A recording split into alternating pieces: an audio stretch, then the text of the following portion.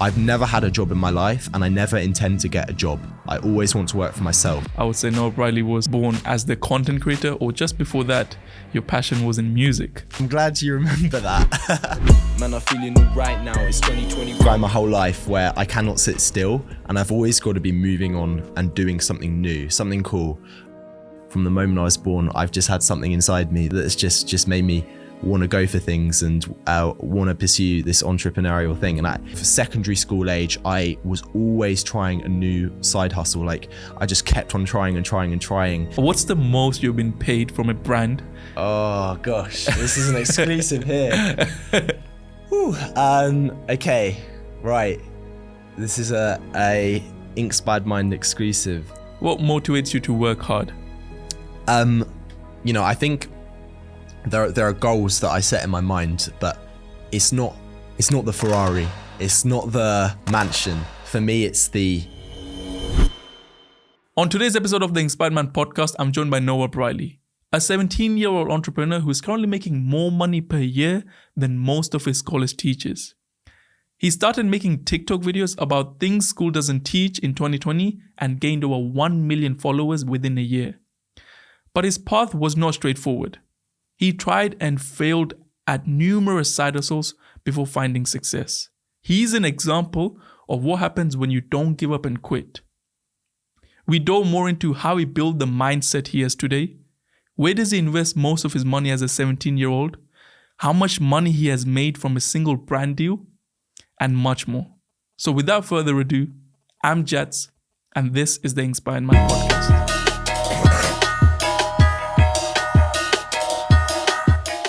Firstly, thank you for joining today. I mean, it was definitely a last-minute thing. I didn't expect you to even be like, yeah, I'm going to make it. But so, firstly, I want to say thank you, even on camera, for making it happen. And I just want to start by talking about or learning more about you and where Noah, or I would say Noah Brierley, was born as the content creator, or just before that, your passion was in music. So not a lot of people know that, and I'm glad you remember that. So let's just kind of go back from where it all started. Yeah. Okay, wow. There's been a lot to my journey. But yeah, you are right. I did used to do music, which is quite funny, and I think you might still find a few of my videos I watched on one YouTube yesterday. Oh gosh, yeah. Basically, Jats, I've been the type of guy my whole life where I cannot sit still and I've always got to be moving on and doing something new, something cool. So, from when I was like really, really young, I was making like silly little YouTube videos, which I would upload on my dad's account. And I've always just followed where my passion has gone. Even to this day, I still kind of just follow my passion. And back in the day, I used to love doing sort of like raps and music videos. For some time when I was younger, I thought, oh, I might try and be a rapper. Now I look at it and I'm think I wasn't actually that good, but it's all come from this thing inside me where I've always just got to be doing something. And I think that's why I'm also very entrepreneurial, because I'm always looking for that next new thing. And to be honest, a lot of things that I do in life, I just do them because I enjoy it. And still, sometimes I will just go and like make fun rap songs. I might not upload them now, but I just do whatever fills me with the most passion and the most energy.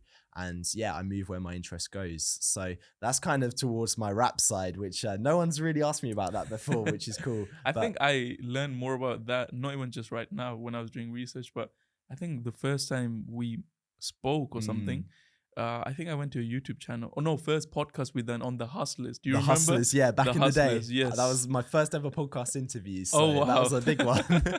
Yes, so I think I learned on that when you told me more about that. But yeah, carry on. Yeah. So yeah, and then I'd say, all my life, my main thing is I've been very entrepreneurial. I've always had that like hunger inside me to go and pursue something. And it went back right to primary school where we had like a raising and giving week where we would, sell stuff and buy stuff. And I think through doing that sort of charity work, I realized I really enjoy the process of making money. It doesn't necessarily have to be for myself, but just, raising money. Or in my church, we did cake sales, and I would always try and come up with the best pricing strategies to make the most profit. And what I found with my church is just make the prices of the cakes pay what you want, donate, because you get loads of old women just hand you a tenner. So, you know, I increased the sales at my church for the cake sale by like 100 times. I don't know. But, and then towards sort of secondary school age, I was always trying a new side hustle. Like I just kept on trying and trying and trying. There wasn't a moment where I wasn't doing something. So earliest on, I was selling sweets and drinks, and that lasted the entire way through my secondary school time. It got kind of crazy because there was one point where we had access to this lighting room, which did all the lighting for the theatre in the secondary school. And in the filing cabinet, we'd open them up, and we had access to this room because me and my mate worked on sound and lighting for the school. We also turned the room into a place where we sold our sweets from and our drinks. Oh, wow. So people would come by, knock on the door, and then we'd open the door, they'd give us our order, we'd go and get the stuff out of the filing cabinet, give it to them, they'd give us some money. And I did that, you know, on and off quite the way through secondary school. Luckily, I never got caught for doing it, but, you know, it's something that I couldn't not do because I just loved making money. I saw the opportunity. There were always people hungry with cash in their pockets. So that was like my first proper side hustle. I didn't make loads of money, but I think I just enjoyed it more than anything else. It wasn't really for the money. I just enjoyed it. And moving on from that, throughout secondary school, I also tried other side hustles. I tried blogging. I made an Instagram meme page or theme page actually to do with skateboarding. I tried drop shipping, pretty much any side hustle, if you can name it, I've probably given it a go. I first started actually having proper success at side hustles at the beginning of lockdown because we weren't given too much work from school, and that gave me a lot of free time. So, you know, I was making a good amount of money in lockdown just reselling, just the classic ways of going to car boot sales, going to charity shops. I'd go and clear out our garage, resell stuff from there. I'd buy things in the supermarket even then, which kind of worked, and just resold them. I wouldn't make tons of profit, but for me, it was more about the educating myself and how this business space worked, because I knew there was opportunities out there. And then the big one for me that really started making me money, and you'll probably remember this, I was big on car washing. Like honestly, you made a video on that as well on YouTube. Oh, I did, and the video did well. I made a whole guide on how to wash cars as a teenager.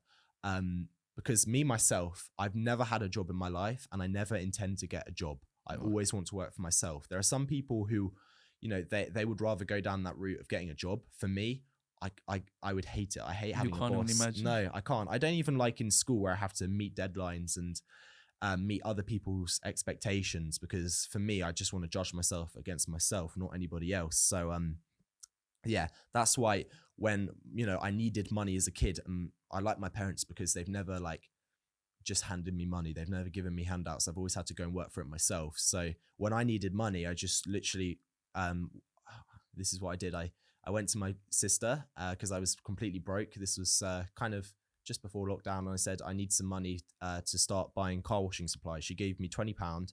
I went to Halfords, bought bucket, sponge, car soap, whatever it is, and used that, started knocking on doors, literally first door straight from my house. And within a couple doors, I managed to get a car washing job, got another one, made the money back, paid it back the next day.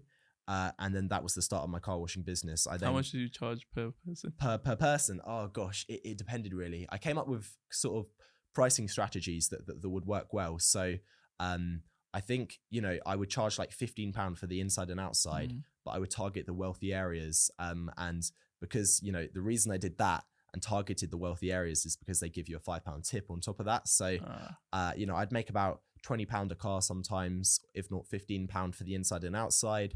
And quite often I get tips doing that. And, you know, for the longest time, really before I started content creation, I was doing car washing. You know, I had regular people that I'd go in my street and do their car maybe once a month. Just, you know, really getting into that entrepreneurial spirit. And I think one of the biggest takeaways I took from car washing is it was a lot of rejection, because to get clients in the first place, I had to make flyers and then knock on doors. And that taught me something valuable in life, is to get over the fear of rejection. You know, when you must go through a no in order to get a yes. Exactly. You have to, but with car washing, it was like 9 no's to get one yes, you know? So there were a lot of people that would just say no or thought I was crazy. But then you get some people who were like, oh yeah, this is actually a good deal. And I really prided myself on, I knew how to wash a car good. I really trained myself up on it. And yeah, that was my first proper business. And I always look back on that with fond memories. And it's something I'd love to, soon help get my younger siblings into, start helping them with that business, because I look back with fond memories of that. And yeah, when I started TikTok early in lockdown, I basically was talking about these side hustles, the eBay reselling, the car washing, talking about basically how teenagers don't have to necessarily go out and get a job or, wait I off their remember your parents. first video which blew up on TikTok. Yeah. I think it was a vivid memory of your Costa. How I got £100 on Costa or something. Oh, I've got a load of cool memories. What was your first ever memory of something blowing up and you're like, oh my Yeah, Lord. yeah. It might have been that Costa, because that. So for context for the people listening, you might think, why am I talking about Costa? Well, early on in my TikTok page, I was talking about my side hustles and it grew quite rapidly. But there are a few things I managed to do that were like really awesome. And I didn't have too many followers either then. But one of the things was I made a ton of money. Affiliate. Well, free Costa gift cards through the app. And the way they did this is they had a referral program going where if you got someone to sign up to the app and they, spent any amount of money with Costa, you would get £3 worth of Costa gift cards and they would get £3 worth of Costa gift cards on the app. So it's a win-win. Yeah, it's a win-win. And I made a video about a promotion that Costa were doing, saying, oh, they're doing, they're giving this free drink. But if you use my code when you get the app and make a purchase, you'll also get £3 worth of Costa points. And this video did really, really well. And I did this, every single summer when they did a campaign, I made a video about Costa for the next 3 summers. And in total, I managed to make £1,000 worth of Costa points or Costa gift cards, which basically meant for like the longest time I was just going to Costa every day and having free stuff. And Costa should have just paid you to make videos. They should have paid me, and that's the thing that I think that opened my mind to actually the world of brand deals and influencer marketing, because I realized if I'm able to get Costa all of this traffic with a relatively low view video, it probably only had 20k views, and I made like £1,000 worth of Costa points from that. How much more could I? How much more value could I bring to brands? But the crazy thing about the Costa thing is that was the first time I was probably 15 or something, and I got featured in Lad Bible, I got featured in The Sun, the Daily Mail, as well, yes. All of those publications wrote articles about me, about how I managed to find a glitch in the system. I still remember that day when I just opened TikTok and I think you posted that, I just got posted on, I think it was the Daily Mail, and I'm like, holy crap, that is mad. It's really cool. Because you were on around 60 or 50,000 followers at that time. Around that time. So I was like, wow. And even looking back from the third point of view right now, you're just 17 right now. Yeah, I'm about to be 18 in like 10 days. So wow. Not long. Just by the age of 17, you've achieved so much. And one thing I can see right now is that you have a really great mindset. You have failed so many times, but you never gave up. Does this come from just your parents, or is this something you have developed over time, or was it through books? Yeah, so I not really from my parents too much. They kind of work like more 9-to-5 jobs. However, I will get into in a minute what I'm doing with my dad, because that's a whole nother story. But I think for me, it's just from the moment I was born, I've just had something inside me that's just made me want to go for things and want to pursue this entrepreneurial thing. And I can't pinpoint it to one thing. I think it's just something that I've learned through trial and experience. And I think my character, I'm naturally just very confident and I want to go out and do things. And that's allowed me to put myself in situations where I've been able to, find, great opportunities to be entrepreneurial. So I think it's just a character sort of thing. I've just naturally been entrepreneurial, but I'd say for other people, you might not realize you're entrepreneurial because things in your life have been holding you back. Your parents might force things on you. My parents. I was just about to ask you, because you were young as well, and not many people's parents would actually support them. Like, let's say you reselling or doing stuff, this and that. Your parents would like focus on your studies. So did your parents kind of have that, or how did you manage to not have that if you didn't? To be honest, like my parents they're not very pushy parents with regards to studies. And I think it's also helpful in the fact that naturally I'm quite good at studies in a way. Things that I enjoy, I'm good at. Or I'm good at. You were the head boy, right? Yeah, I was the head boy. Yeah, Last time I remember we had a conversation. Yes. Yeah.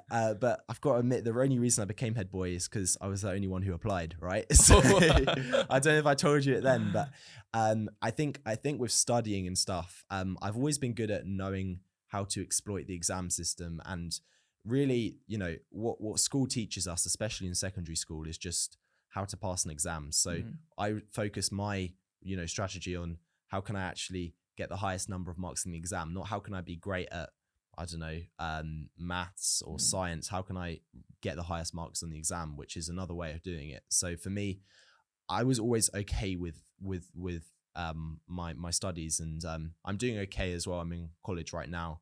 So yeah, I've been okay, but then again, my parents have never massively pushed it. They've always said to me, you can go and be anything you want to be. For the longest time, they helped me because I was very into sort of performing and acting. I'm not so into it now, but I think they signed me up for classes and everything like that, and that's been helpful in me becoming a more confident person and going out there and meeting people, doing things on podcasts. Also, as a content creator, it helps a lot because when we make this style conversation style videos, I'm such a bad actor. Like when I try and make a video, the amount of times my friends will like, "Are you for real? Go get some acting classes or something." Because I do not look good when doing those skits. You look fine, man. You look fine, and still sometimes my acting can be not great as well. But I think it's just helped that the fact I've done acting classes and stuff throughout my life has helped me go on camera, go and do interviews and stuff, and I do a lot of it now. So I'm grateful to my parents for pushing me in that sense, but. It has never been perfect, and my parents, sometimes they haven't quite understood everything about being a content creator. But I think now that I've proven to them, I'm making really good money doing this, and it's what I enjoy. And the world is changing. The jobs that existed, there will be jobs that exist in 2 years' time that won't exist now, and the world is changing. So you just never know what happens, and I think they recognize that now, and that I don't necessarily have to go down a path of uni and good grades and a 9-to-5 job. I can be what I want to be. So just talking about like you're doing college as well. So you already have established a good following, a good brand of yourself as a personal brand, which will allow you to kind of keep monetizing and keep making money for long. Because as you just mentioned as well, that influencer marketing or just content creation is going to be one big thing in the future. And we can see Mr. Beast. He's gonna be the first billionaire. He's already a billionaire technically with the valuation of all his companies. So that is always there. But you still continue to do college. Is it because of like a plan B, or is it just because you want to keep your parents happy? I don't have a plan B. I think for me, what is a plan B like going and working a 9-to-5 job? Because for me, that's something I can never envision. But why am I still doing college? I think I don't find it too difficult. And I think you're one of those guys which I used to have in school who are just naturally gifted. I call them naturally gifted, who can just sit in an exam, go in it without doing too much work, and they come out with the highest marks. I am kind of like that, particularly with subjects that I enjoy. And I did, when I went into college, I picked subjects that I enjoyed. So religious studies, I'm quite into like debating religion and stuff. So stuff like that. Media, again, I find media just very, very easy. And drama, because I've done drama all my life. And those are slightly easier A-levels, mainly because I find them easier to do. But really at the moment with college, it's more a thing where I'm a full-time short-form content creator who does college on the side. I went to the most relaxed college there is. They don't force you to be in college all day. You can go in and out, wear your own clothes. They're very flexible. And most of my teachers are very supportive of my content creation stuff. Do they know that you oh yeah, TikTok? it's very well known. The news spread fast. They're like, oh, you're the guy who make TikTok videos. Yeah, they've even like tried to get me to help my college do TikTok and stuff. So oh wow, and a lot of my teachers as well aren't even like forcing the university route, which is interesting. I did a meeting with my college careers department, and they said, actually, you shouldn't go to uni. You should keep on doing what you do now. Because with the amount I'm earning, I wouldn't even qualify for the student loans now, because you have to be, under a certain amount. So, it's interesting how school kind of is changing. But I still think there's ways that it needs to go down. So there were two things you mentioned, and the first part was school changing. So we always said like school's bullcrap. Like they don't teach the stuff you really need to know in life. But now I think slowly they're changing, and you not being able to get a student loan. Have you already hit the 100K mark as a 17-year-old? I haven't quite hit the 100K, but I think it will be soon, I hope.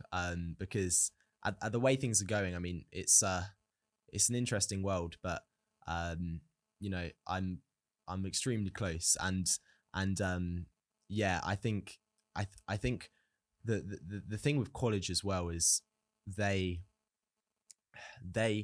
as someone who is able to make, like, I have more disposable income now than my parents do, because they have a mortgage, they have kids, they've got to pay for everything. Myself, I'm just a teenager, right?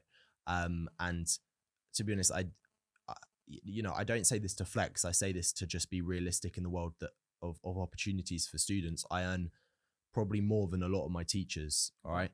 I'm not like rich. I don't have the most amount of money, but I think for me, the important thing is I have enough money to be financially as a stable. 17-year-old. You have enough money. Yeah. And I think bigger than that, I'm trying to build something that in the future will make me exponentially more money. So in that sense, it is weird talking about money, and I don't try and like mention it too much around college and stuff to my teachers or students, because I at the end of the day, money doesn't really change a lot. I'm just still a normal guy, and I don't have tons and tons of money, but I have enough. I think that's one thing which mainly people think that they need to start a business, they need to start this because of the money. But then once they start and the money comes, you're like, this no fun. But when you start something because you're passionate about, like, for example, you creating content, you will always keep creating content whether you're going to make money or not. And money is just kind of the outcome of you creating content. And that's kind of one amazing thing about content creation and following your passions. I love about these money conversations with the content creator because it's fun. I get to know how much have I been paid. What's the most you've been paid from a brand? Oh gosh, this is an exclusive here. Okay, right. This is a Inkspired Mind exclusive. Yes. The most I have been paid for a video is it was $10,000 for one video. For one video. Yeah. And how long was the video? 30 seconds? 25 seconds. 25 seconds and you got paid $10,000.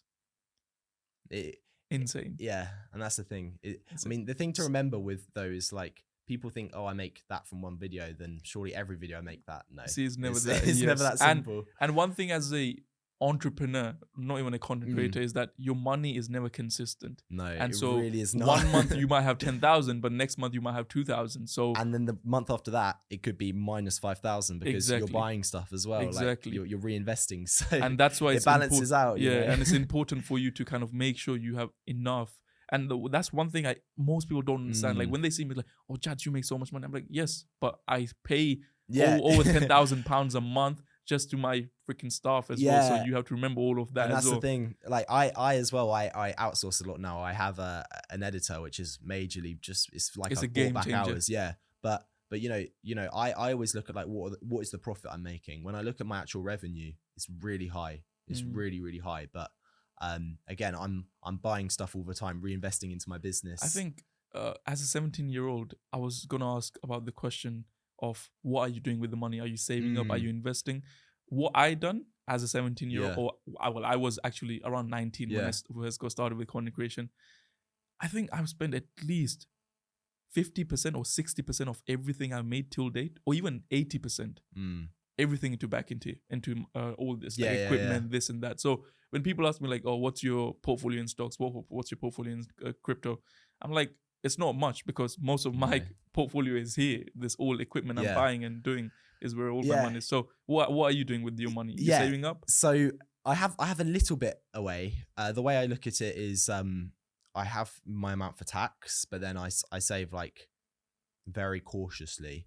So I always have that sort of emergency fund as well in there. So I'm putting away like 40% of all that I make for taxes, and then what's left over is like that safety net of, in case, you know, I get some quiet months or something where I don't get as many brand deals, I've got something to tie me over. But with regards to actually how I invest my money, similar to you, a lot of it does go back into my business. And you know, like I say, sometimes some months I'll lose money, but it's worth it because I know, you know, it's not consistent, but the money as a content creator, when you get to a certain level, is very good. And as well, you know, I believe actually, you know, I like stocks and crypto, and I think they're good. They're good for some people, and I will invest more into them, especially now I'm turning 18 and it's a lot easier for me to do so. I mean, how did you invest before 18? Just through a custodial? Yeah, exactly. Just through my dad.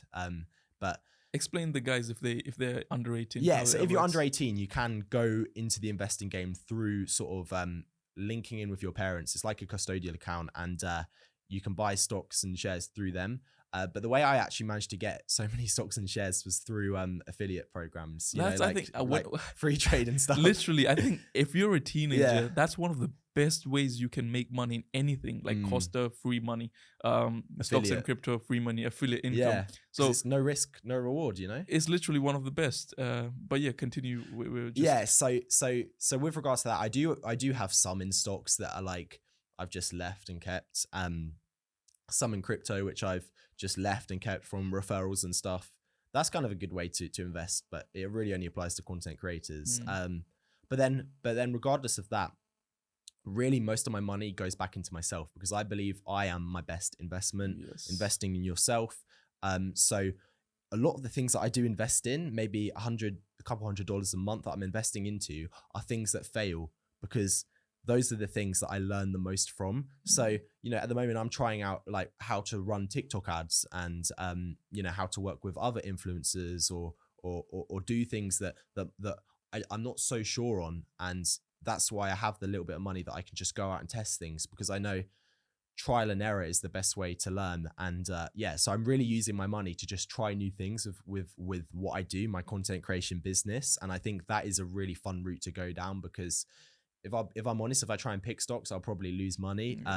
It's just the way it goes. But you know, looking forward, I do want to just consistently invest some money into like the stock market, just index funds, nothing special. It'll be very boring, you know. It's nothing to talk about, but it's literally it's the most boring stuff. But since last year, I started doing just putting a certain amount, dollar cost averaging every single month into the S&P 500 on Vanguard. So I've been doing that because I felt like I kept making videos, but I wasn't actually doing it. So I was like, you know what?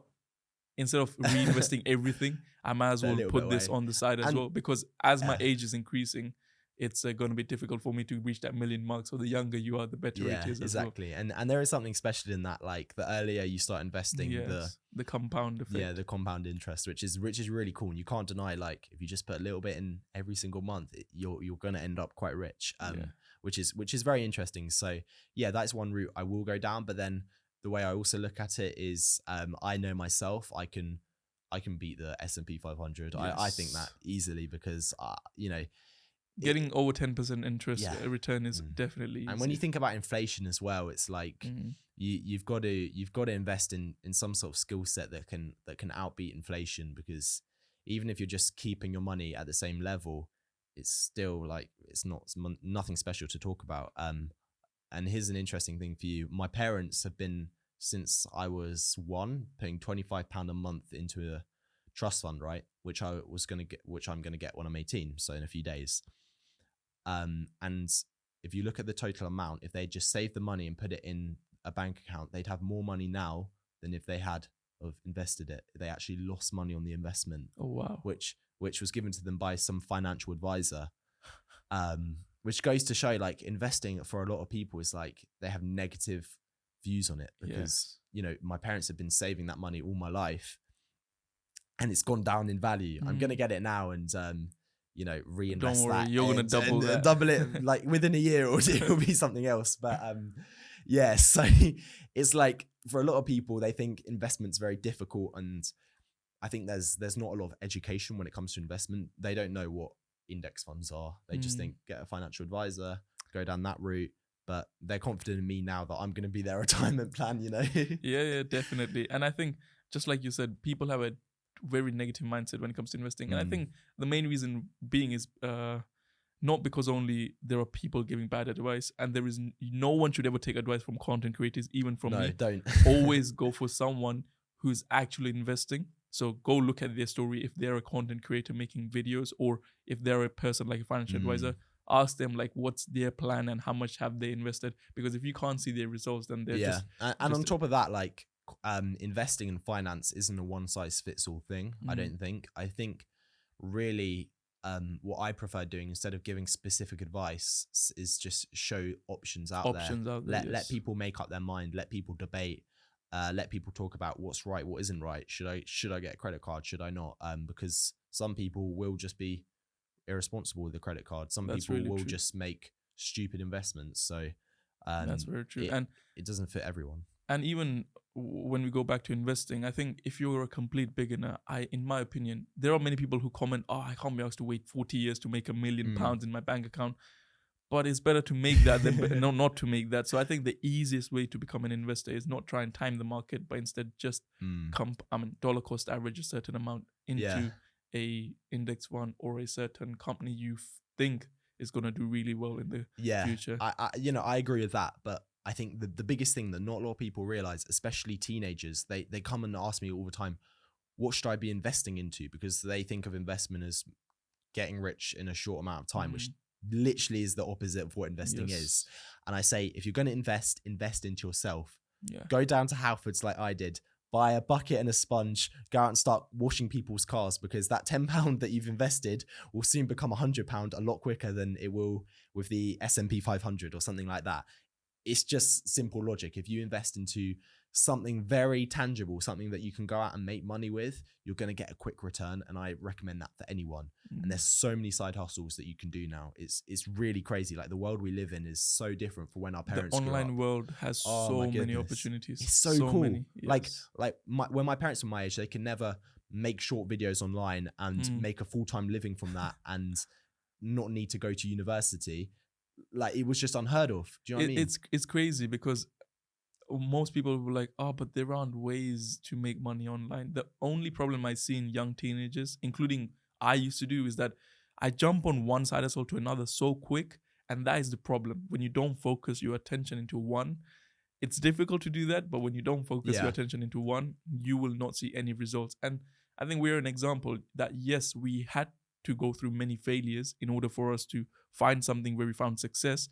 But at the same time, that success we have found because we kept our attention into that for at least a year strong. Yeah, definitely. Like, if you look at my TikTok, I think really it was the way I've managed to get so big on TikTok is because I just stayed at it for a long time. And I think, expanding from your point, you do have to, in a way, look at a lot of side hustles, but just so you know that you enjoy which one's for you. Yeah, which one is for you? Because for me, I tried everything. I tried drop shipping, and probably if I'd kept on drop shipping till this day, from when I was like 13 or whatever age I did it, I probably would have learned a lot. Made a lot of money as well, but you probably didn't enjoy it. No, exactly. And realistically, if I didn't enjoy it, I wouldn't have done it. So it works both ways. But with TikTok, it was something I loved, and I kept at it for a long time, because I'm sure you agree, but there was a time when we were on like 50 or 60K, and it was just like only getting like 1,000 views a video, 1,000 views a video.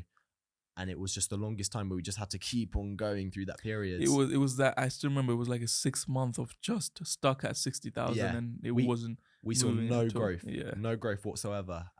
While everyone else was going skyrocketing. And that's the thing. And it's like, it's very easy to compare yourself. And I feel like a lot of teenagers do that as well, where they'll compare themselves to maybe a different teenager. But and that happens a lot right now. It's just not teenagers. I think even adults. Yeah. This social media world, they think that just because on the other side of the screen, this person is living an amazing life, that's how they should be living. But they don't know actually that after that picture they took, they could be having the worst life as well. And that's something they need to understand. Everyone needs to understand, including myself. I sometimes fall into the dilemma of while I'm scrolling. So this is a bit of a controversial question, and I sometimes fall into it as well, which is that, is social media harmful? Because as a content creator, we create content as well. Yeah. But at the same time, I do think that they should have a limit of how much you should be on scrolling on social media. I'm going to be controversial here. I think even though I make loads of my money from TikTok and Instagram, I think it is harmful. Yes. I think it's harmful. And I admit that as well. even to me, to everyone, I think it's harmful, and I think it's really good, but at the same time, it's really bad. Yes. You can't, at the end of the day, you can't have something really good without it also being really bad. And it's a difficult one for me because I see so much good in TikTok, but I also see a lot of bad. Yes. And it's just the way it's formed, where it's so addictive and it traps you in, and you can't get away from it. And I think it's really important to. And you can't even blame people, because the algorithms know you better than you know yourself. Yeah. So imagine you're just scrolling there. It will keep you on the actual app hooked, because they know so much about you through your phone, through everything you do, every button you press. They get information about how your mind works. Yeah, they know everything. And even like as a creator, it can become toxic because you're so focused on like getting the dopamine from, like this video got this amount of views, let's try and get it better next time. Like it not only is it harmful for people watching, it's harmful for people who are creating. But at the same time, there's a lot of good on it, right?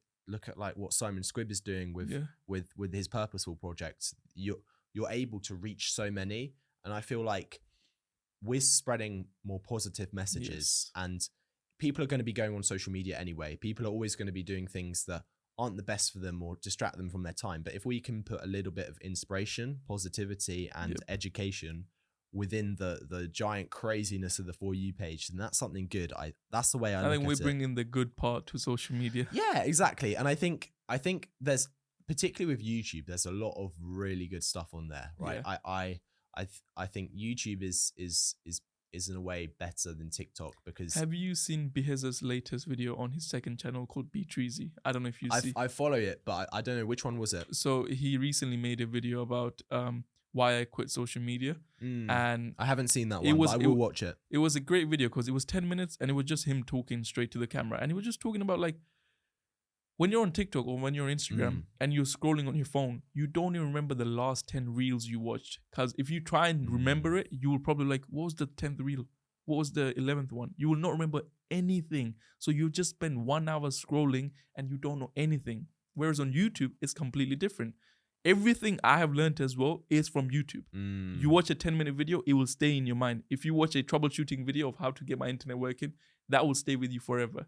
And I think that's why YouTube and long form of content should be more watched rather than short form of content. But people just get that dopamine from the short form of content. Exactly. It's a crazy world we live in, isn't it? And I think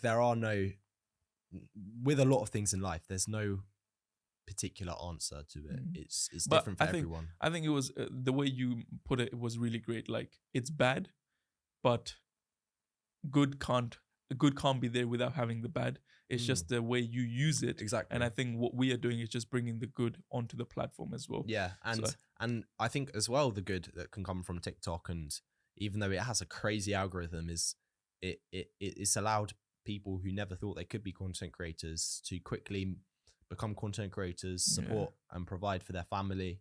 So many people can do it. I can do it. You can do it. I can do it as well, yes. And you know, it is like really interesting when you look at the marketing of it, and like the power that companies can have on these platforms. So it's interesting. But I think for anyone who does find themselves with a problem with social media, firstly, look at maybe either getting like an iPad and just having social media on an iPad, and that iPad's just like you go on maybe an hour a day or something. So it's not on your phone. So when you're at the bus or something, you're not constantly scrolling.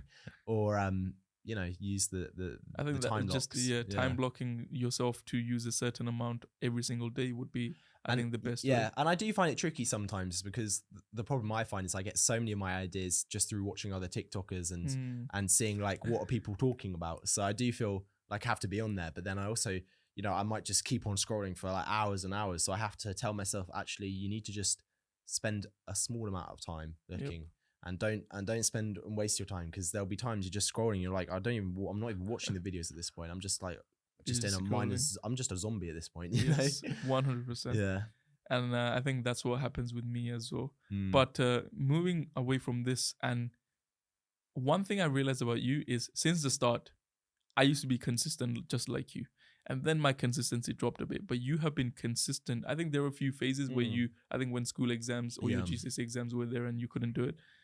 But you have always been consistent. And as a teenager, most teenagers aren't consistent at anything they do. So how have you, or what helps you to be that consistent?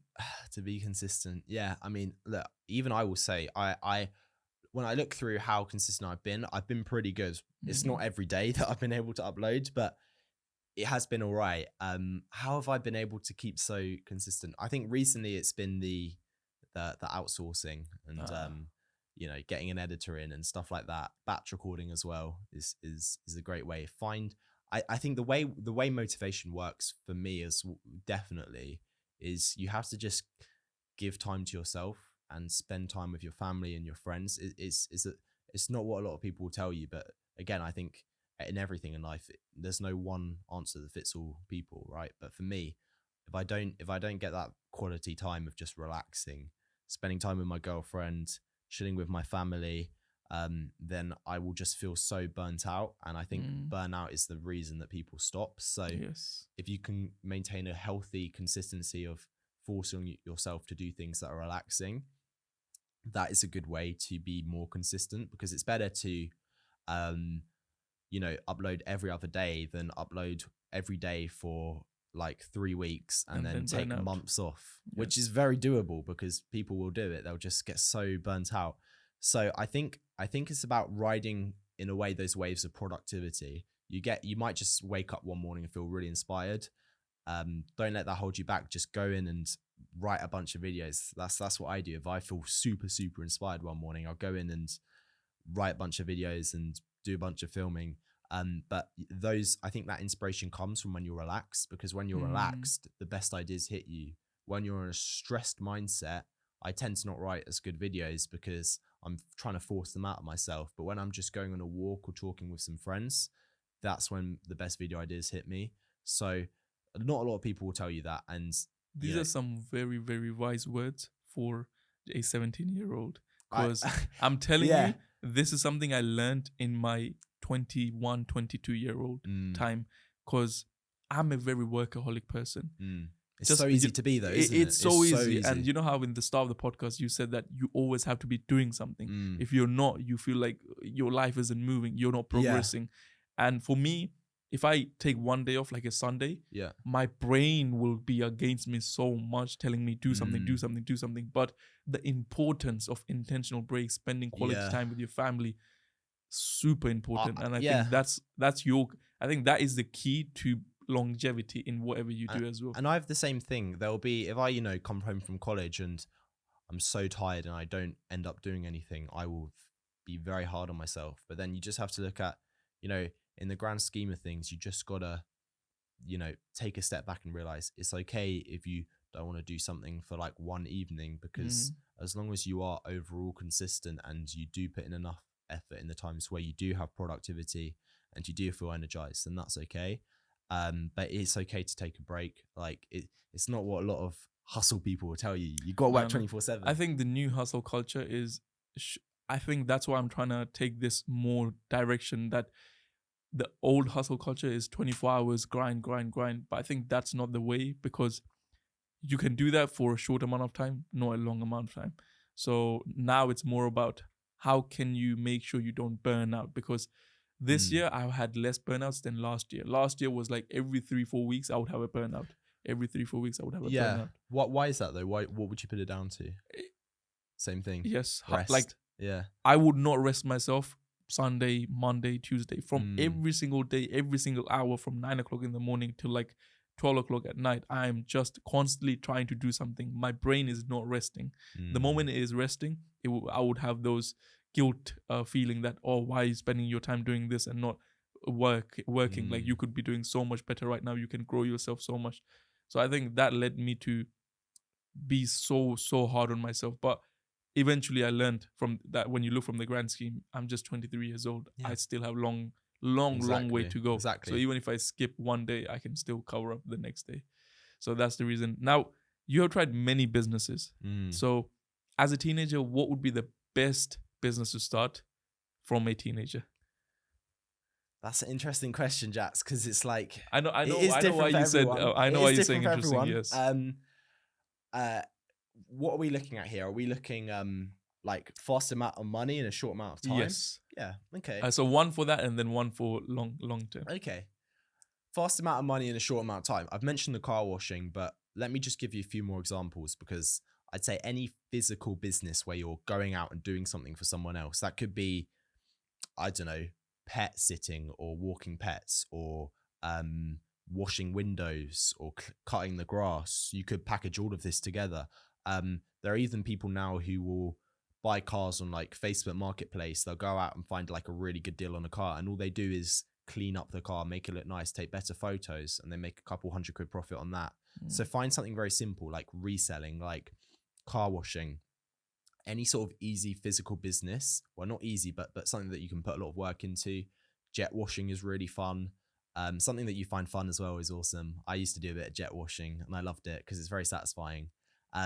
So anything like that where you can literally today go out, get the materials you need, go start knocking on doors tomorrow, something like that. That's the best thing to do, because you can actually see the money come in. You're taking the money. You're getting the clients. I think that's one the best one thing to more one which you can add as well is the affiliate way, but you can do Amazon Associates using TikTok, make product videos, and then put the link in bio. Yeah, so that's a really good point as well.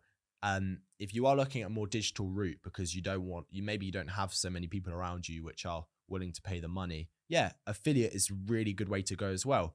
The only thing I'd say with that is you've got to be the right type of person. You've got to be a person who's confident on camera, because I know a lot of people who I would recommend it to, but they're just, they admit themselves they're camera shy and they wouldn't do it. But if you are a confident person, I'd say posting a video on TikTok with an affiliate link, and I guess people who watch this podcast realize what an affiliate link is, but any company, particularly like financial companies, will pay a lot for one sign up. I've got a company I work with at the moment, for one sign up, and a customer doesn't even pay money for a trial. They don't have to go on the trial. They give me $200 for one sign up, which is crazy. So if you literally have you managed to get any signups for them? Yeah, I have a few, and I'm testing the waters with this because I think it is something potentially that if I get it right, could be massive. And I think as a teenager, if you go out and just make every day a video about this company and you get one sign up a day, that's $200 a day.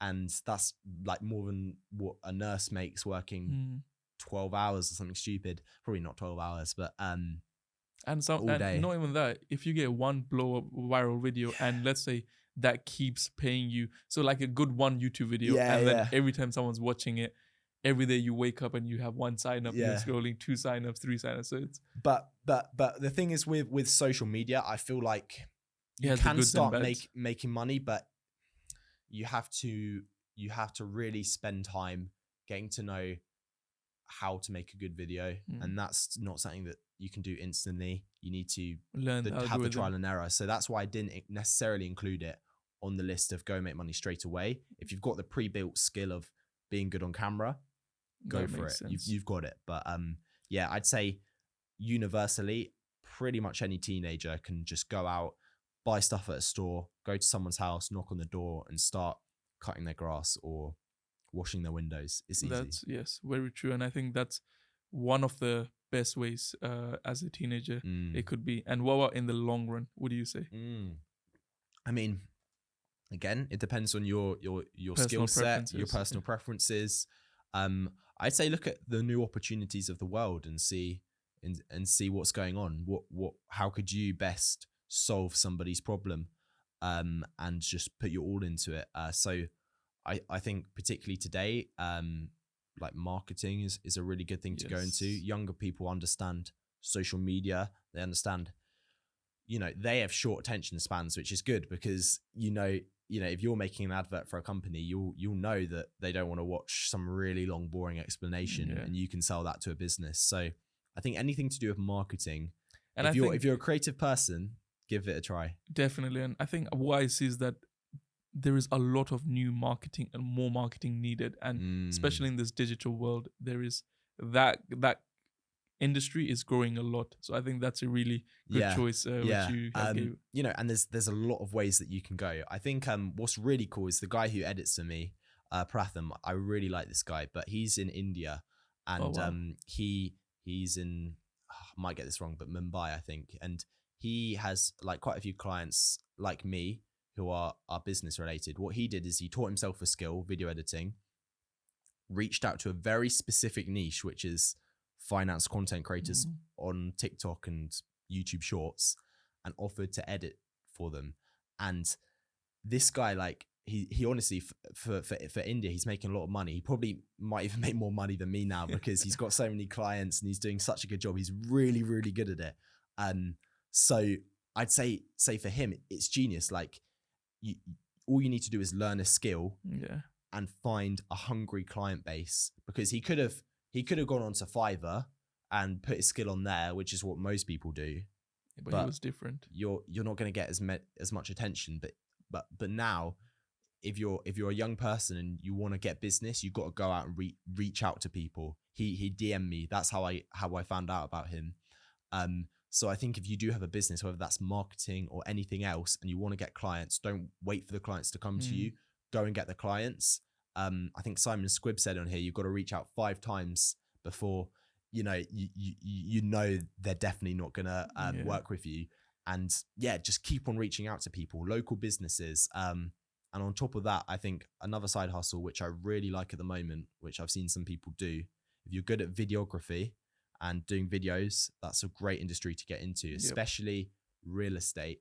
If you go to someone who's struggling to sell their house and say, if I take a video, this could be an estate agent you're talking to, and say to them, if I take a video of this property and make it look really nice, here are some previous videos that I did, and you put this up on your listing, and and then you might not even like charge them straight away. You might say, I will take a commission when the property sells. It might only be 100 quid, but if you're a teenager and the property sells, you've made a couple hundred quid, which is not bad. And the chances of the property selling are much higher as well.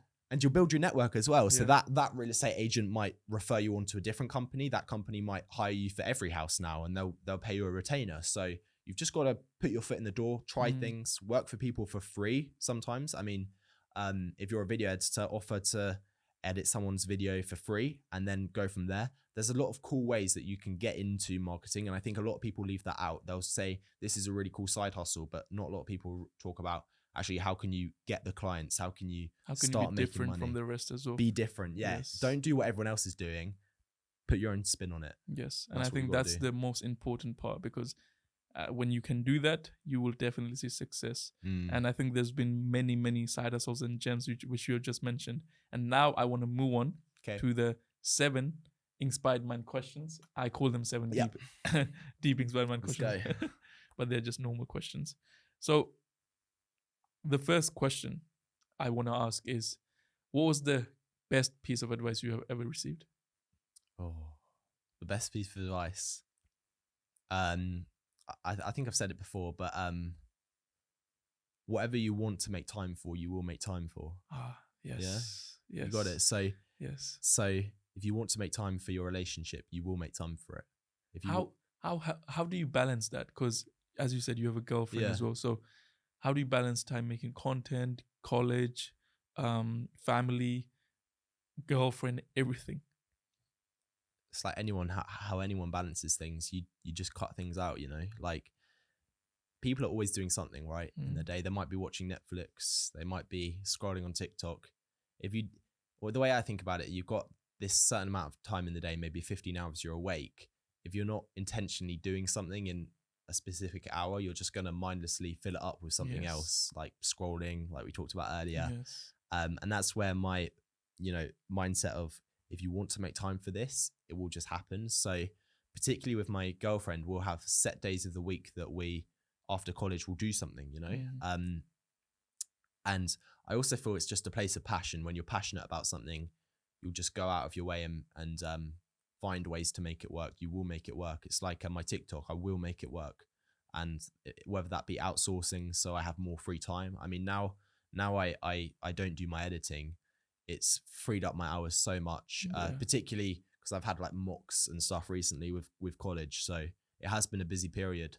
But that is what I would say. You've just got to really look at, we all have the same amount of time in the day. Just be intentional with the way that you use it, and try and work in a flow state if possible. And I don't know if you know what that is, but it's where you're fully focused on it. So cut out distractions. I'm also currently reading a book called Make Time. Make Time. Okay, that sounds good. I might need to read that. It's exactly what you're talking about, how you should be intentional about what you want to focus your time in. And it speaks about like how you should have a highlight of your day. So one thing only. That should be your highlight. Yeah. And I think that's the key to being fulfilled every single day. Because what I used to have is every single day I would write 10 to-do lists and I would only get 2 done. And then I'm by the time I'm finished, I'm like, oh my Lord. Like from inside, I wouldn't feel fulfilled. Whereas now, if I just focus on one highlight and that's ticked, I'm blessed. And, I'm not perfect. Like I talk about this as the ideal. I don't always manage to make time for everything because sometimes I will just get lazy, but that's the way I want to live. And it's been pretty successful, making time for what you want to make time for. That was a great answer. So that's my answer. And it might not make sense, but I think the more you actually think about it, the more it will make sense. And it can relate in every single aspect of your life. Everything. Your job, your relationship. Get good grades, you will make time for it. Yeah. But it's if you want it. Yeah. If you're not passionate about maths, you're not going to get a good maths grade, are you? So yeah, definitely. Now, the next question is, what's the worst piece of advice you ever received? I'm gonna slightly change this question and say there is no such thing as good or bad advice, but you've got to think about who you're taking the advice from, right? Because there have been people in my life that aren't in a position where I want to be, but everyone regardless wants to feel like they're helping you in a way when you talk to them. If you give them your attention, they'll want to, they feel in debt to you, so they feel like they have to give you advice. Yeah. So there have been people that I've talked to that aren't in my position. A guy in my church who's like 90, he was a head teacher of a school, and his advice to me was, you've got to go and study economics at university. That everyone will give you different advice tailored to what they think. But I think a good way to think about it is listen to people, but go and do what you're going to do anyway. Because you really know your own advice. I think deep down we all know what's right. No one knows yourself better than you. Exactly. So I think there is no bad piece of advice. I think wrong advice comes from people who are trying to help you but aren't helping you. Like even some advice that my parents have given me, probably now they wouldn't quite think that's good advice anymore. But it's because it's because how they have grown up as well, and their time and their generation is different. Everyone's maturing, and some people might not necessarily understand the advice they're giving you, and it's nothing on them. But it's an interesting concept how you get advice. Content creators, we're giving advice all the time, but probably 10 years down the line, our thoughts will have slightly changed. Yes. So take a pick and mix approach with everything in life. Take a bit of advice from here, a bit of advice from here, and then go forward, because you are not like anyone else. And so that's what I'd say. There's no bad piece of advice. A bad piece of advice would be like go and murder someone, I'd say, But that was really well answered, and have you changed the question? And I think that's something I learned right now as well. So that's great. The next question is, what motivates you to work hard? I think there are goals that I set in my mind, but it's not the Ferrari. It's not the mansion. For me, it's the quality of time. Yeah, it's my goals are having time to spend with my future family, right? Having freedom. That's what my goals are.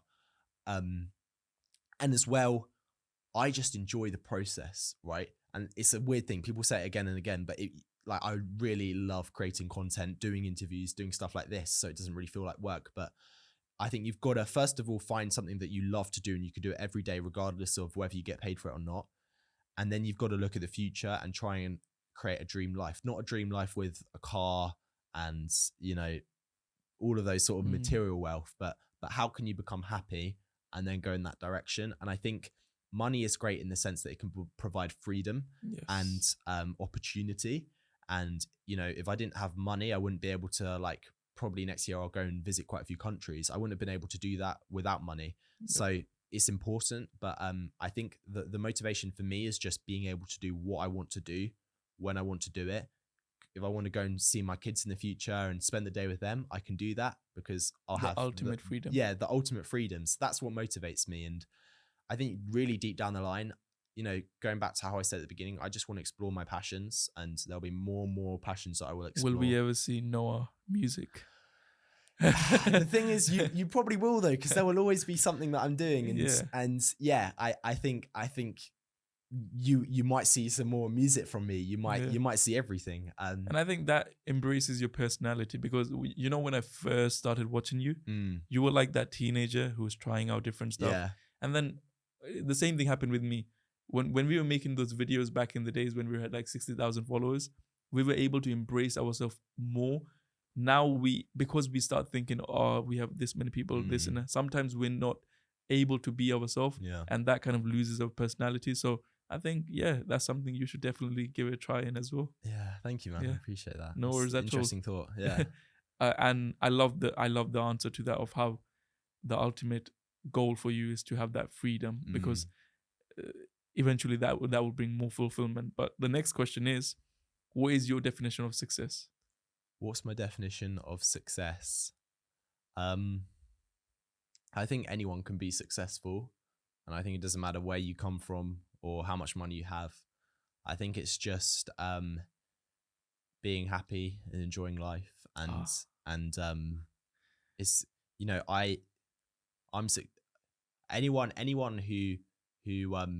anyone can be successful today, I think, because I think as long as you are fulfilled inside and you're doing something that fulfills you and you feel like gives a purpose to the world and to society, and I think as long as you're doing that, it doesn't matter if you've got money or not. That is success, and anyone can be successful. That was really, I think everyone here who has made money, they never say that money is what the definition of success is, or being rich or being wealthy is the definition. I think being happy from inside is definitely the best way to feel success. Yeah. And I think that's because I think about this. I'd rather hang out with someone that is a great person to be around, really joyful, than someone who's got a load of money but's miserable. Yes. It's not as good. Yes. And many people I know are miserable even if they have so much money. Yeah. Yes. Exactly. It doesn't solve problems, but 100%. The next question is, what's the hardest thing you have faced in your life? The hardest thing, you know, I still feel like I've got harder things in life to come because I'm still very young. What is the hardest thing? Wow. Probably, I don't know. I'm lucky in the sense I haven't faced anything too difficult so far. My life has been okay.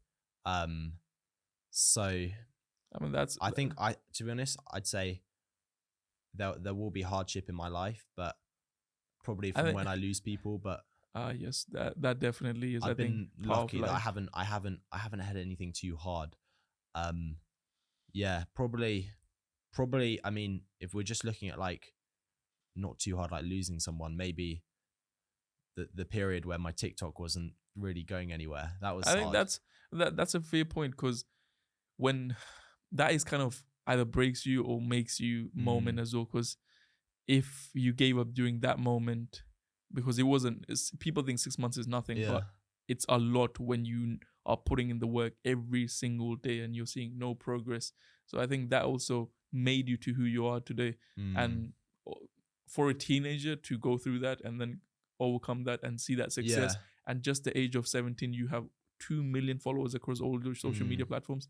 That's incredible for anyone to have. Yeah. You have literally done what I have done by the age of 23. So you're probably 6-7 years ahead of the game. You know, I've just figured out why I've said is that I haven't experienced anything too hard. Is because for me, I have experienced things that are hard, but because I've enjoyed them. So maybe the whole process of me trying to make money and having side hustles was hard because and this thing you keep talking about, the process, loving the process.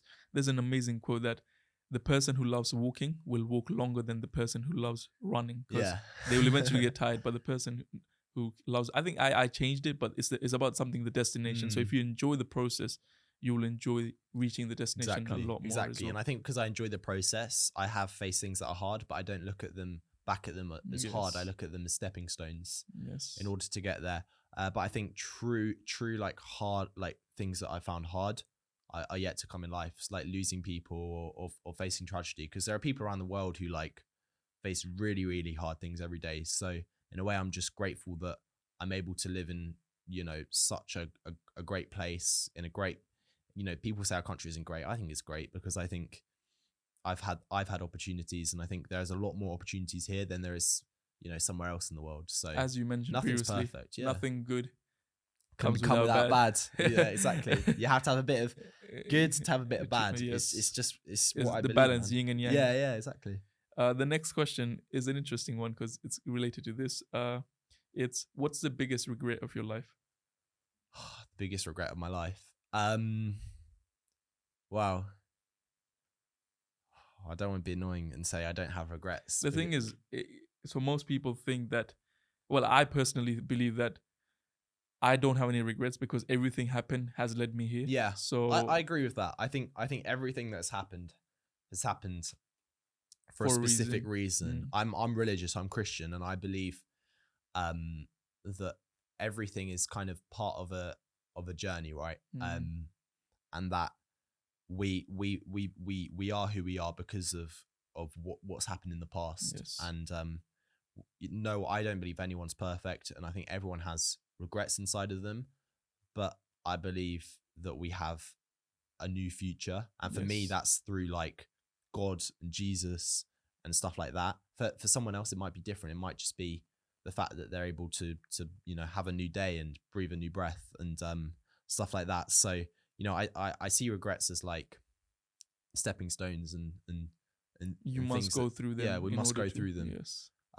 So there are things that have happened in my life which I definitely regret, but I wouldn't go back in time and change them because I don't believe that's right. Yes, and that is very true as well. Moving on to the last question, which is, what's your top one self-education book? Okay. There's quite a few. I normally ask 3, so if you want to do 3. I would say, I could go for the generic, like if we're looking at finance, Rich Dad, Poor Dad, but I'd actually say go and read something like 12 Rules for Life by Jordan Peterson. Okay. I love people like Jordan Peterson. That was 12 Rules for Life. Oh, Rules for Life. Yeah, 12 Rules for Life by Jordan Peterson. Because I think what's more important before anything else is getting like a basic mindset ready for life. And I think people like Jordan Peterson are very good to look at. He's helped a lot of particularly young men find purpose in a changing world. Is this the guy who came on Piers Morgan's interview recently? He did, yeah. I know who you're talking about. Yeah. And he recently met Ronaldo as well. Yeah. Cristiano Ronaldo, he did. Yeah. Cristiano Ronaldo. So he's good friends with Cristiano Ronaldo. Yes.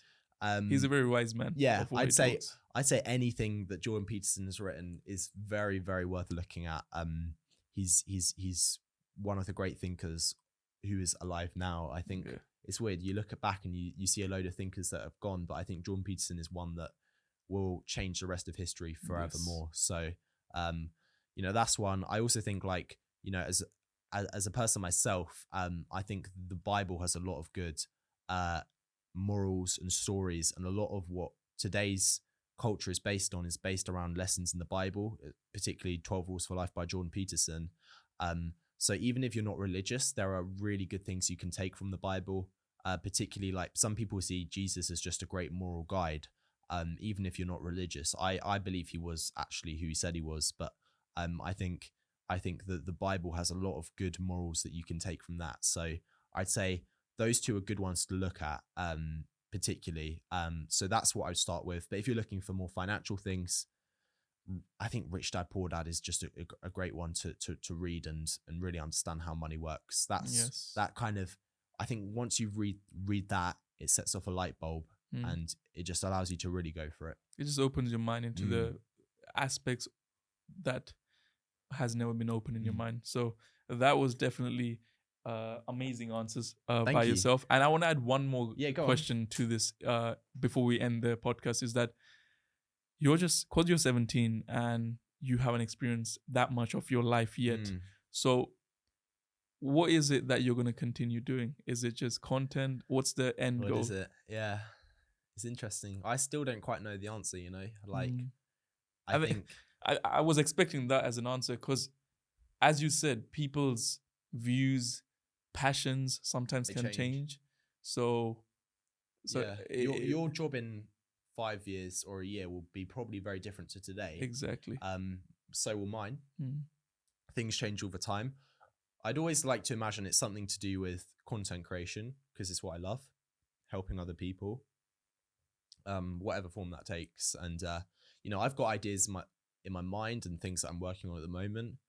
But I'm more the type of guy that just likes to not talk about what I'm going to do and just do it and just let the results speak for themselves. You know, there's a study that when you talk about what you want to do, you're just releasing dopamine. That's why I'm very hesitant of doing it, because I want to keep it in my mind, because I don't want to release the dopamine now and make me feel like, oh, I don't need to do that. So that's why whenever someone says it's in my mind, I never ask them, because I know the reason why they have kept it in their mind. So, well, some people just don't want to share it, but mostly I recommend never sharing it, because I've done it. I still make a mistake. Sometimes I've done it before as well. It's and then really bad. Don't execute on it. Particularly with my driving test. I failed it 2 times before I passed. What age did you pass your driving test? I mean, I think 17, you can only take it. I passed it back in June. So just before the summer holidays. It's a dumb question to ask, because you can't pass it. You can't take an exam before 17 anyway. But yeah, so like, it's a good analogy, and I talked about it on my TikTok, and a lot of people liked it. Where, don't talk about what you're gonna do, because a lot of the time before I was like, oh guys, I got my driving test. If I pass, I'm gonna pick you up and take you to McDonald's or whatever. And then I failed, and it's felt even more humiliating. But if you just fail in silence, I feel sometimes it's better. It's better, yes. Do you know what I mean? Because then you don't have that humiliation of, oh, I've told everyone I'm going to do this. It's also more about the pressure you create on yourself. Yeah, it's like it's unhealthy. You must do it now. That might have been one of the reasons why I failed the test, just because of the pressure I put myself. So it's a good story to take from that. Don't just talk about to your friends what you're going to do. Go and do it and let the results speak for themselves. I think a lot of people just left me to it with this whole content creation thing. And when they saw I hit 1 mil, they were like, yo, what? Like 1 million followers. Okay. They're like, holy crap. Yeah, some people were like, did you buy followers or something? And I was like, no, it's just, I stuck with it. And I don't say it to flex. I say it to inspire. And it might seem like I'm flexing, but really, I just want to show that it's possible. And, you know, I was lucky enough to get the break in my age. But again, like Simon Squibb says, luck comes to people who take the most risks, and they will reap the most rewards. Well, that is definitely very true as well. And I was going to end the podcast, but I want to ask one more thing. One more. Which is the car you got at the age of 17. Many people want to get a car as well. Is your car kind of a big expense for you? What is a good car to get at the age of 17? Okay, so I actually had enough money to buy quite a nice car. I could have bought a better car than I did. What I looked for was actually an older one that's reliable. So it still cost a bit of money. I think the total was nearly $4,000 for my car. Okay. Which is, I'd say, it's a VW. Yeah, VW Polo 2010, grey one. I love it. It really hasn't had any issues. It's a reliable car. I could have bought like a more expensive one, but there's a few reasons why I didn't. Firstly, the insurance is better when you're younger on a cheaper car like that. And, you know, I've already got a few scratches and stuff on it. So I want one that it's not so much money that if I damage it, it's not the end of the world. And I think it's a really love it. Good looking it's all car I need. as well, It is really good looking. Like, getting to the specifics of it, the VW Polo I've got, it was 2010 when they updated the design. So it's still very similar to the new ones. It doesn't look like an old Polo. Yeah. Like if I got the one from the year before, it would look like an old Polo, and you think, oh, that's a really old car. But now you see it now, it looks like kind of new, which is interesting. But yeah, for me, you don't need the fanciest car. You just need one that gets you from A to B. I do love Teslas because I've always been a fan of Elon Musk. Yes, and it's a great car. Yeah, I do potentially see myself getting a Tesla, just because it's like a fanboy thing. So maybe eventually, but I don't want to put too much significance in the car that I drive. I just want it to get me from A to B. And I think if you are young, people say don't drive. I'd say maybe depending on the person and what you want to do. For me, it was very valuable because I'm able to drive to things like this and see so much more time, like get so much more time with my girlfriend. It's great. So one TikTok I made, the first one which blew up, was 3 things you should do as soon as you're 18. Get a driver's license. Yeah, you got to do it. Yes. And I think having a car is so much better. You can do so much even at the age of 17. Because I started driving at the age of 17. And you're driving at the age of 17 as well. Particularly if you want to have a side hustle, it makes it a lot easier. Go out and wash cars. You can put the stuff in your car. And I mean, there was a study done. What's the biggest turnoff for a girl? Not having a driver's license. So if you're a guy, maybe the reason you're not getting girls is because you don't have a driver's license. Yeah, get your driver's license first, boys. But yeah, thank you so much for this amazing podcast. And guys, if you don't know who Noah is, I'm sure you do, because if you watch me, you've probably seen his videos as well. But all his social media links will be in the descriptions. Go check it out. And I hope you enjoy this podcast. And I think the story of Noah will resonate with a lot of you, because once again, I have to keep reminding you guys, he's just 17. He's, I think, almost 7 years younger. 7 years or 5 years younger than me. Yes, 5 years younger than me. So thank you for joining us, Noah. Thank you, I'm looking forward to probably see you one more time here eventually. But yeah, we'll do it. Thank you so much.